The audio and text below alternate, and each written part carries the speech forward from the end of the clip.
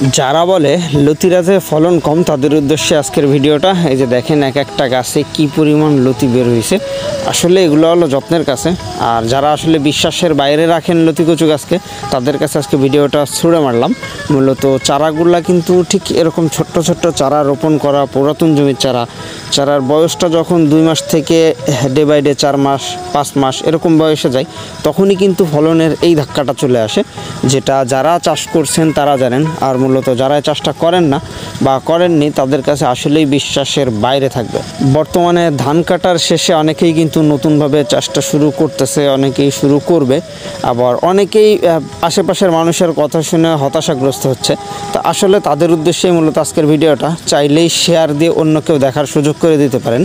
একটা গাছে কি পরিমাণ লতি আসা সম্ভব সেটা এটা না দেখলে আসলে বিশ্বাস করার মতন না। দেখেন প্রত্যেকটা গাছ থেকেই ভরপুর পরিমাণে লতি।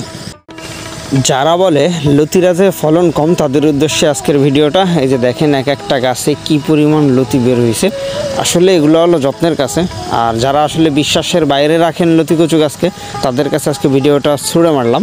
মূলত চারাগুলা কিন্তু ঠিক এরকম ছোট্ট ছোট্ট চারা রোপণ করা পুরাতন জমির চারার বয়সটা যখন 2 মাস থেকে ডে বাই ডে 4 মাস 5 মাস এরকম বয়সে যায়, তখনই কিন্তু ফলনের এই ধাক্কাটা চলে আসে, যেটা যারা চাষ করছেন তারা জানেন। আর মূলত যারা চাষটা করেন না বা করেননি তাদের কাছে আসলেই বিশ্বাসের বাইরে থাকবে। বর্তমানে ধান কাটার শেষে অনেকেই কিন্তু নতুনভাবে চাষটা শুরু করতেছে, অনেকেই শুরু করবে, আবার অনেকেই আশেপাশের মানুষের কথা শুনে হতাশাগ্রস্ত হচ্ছে। তা আসলে তাদের উদ্দেশ্যেই মূলত আজকের ভিডিওটা। চাইলেই শেয়ার দিয়ে অন্য কেউ দেখার সুযোগ করে দিতে পারেন। একটা গাছে কি পরিমাণ লতি আসা সম্ভব সেটা এটা না দেখলে আসলে বিশ্বাস করার মতন না। দেখেন প্রত্যেকটা গাছ থেকেই ভরপুর পরিমাণে লতি। যারা বলে লতিরাজে ফলন কম তাদের উদ্দেশ্যে আজকের ভিডিওটা। এই যে দেখেন এক একটা গাছে কি পরিমাণ লতি বের হয়েছে। আসলে এগুলো হলো যত্নের কাছে, আর যারা আসলে বিশ্বাসের বাইরে রাখেন লতি কচু গাছকে তাদের কাছে আজকে ভিডিওটা ছুড়ে মারলাম।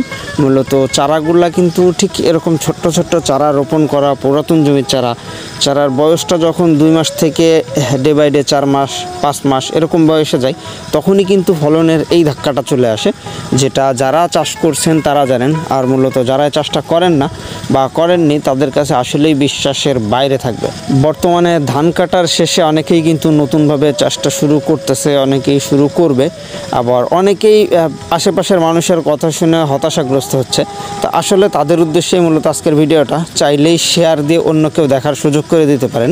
একটা গাছে কি পরিমাণ লতি আসা সম্ভব সেটা এটা না দেখলে আসলে বিশ্বাস করার মতন না। দেখেন প্রত্যেকটা গাছ থেকেই ভরপুর পরিমাণে লতি।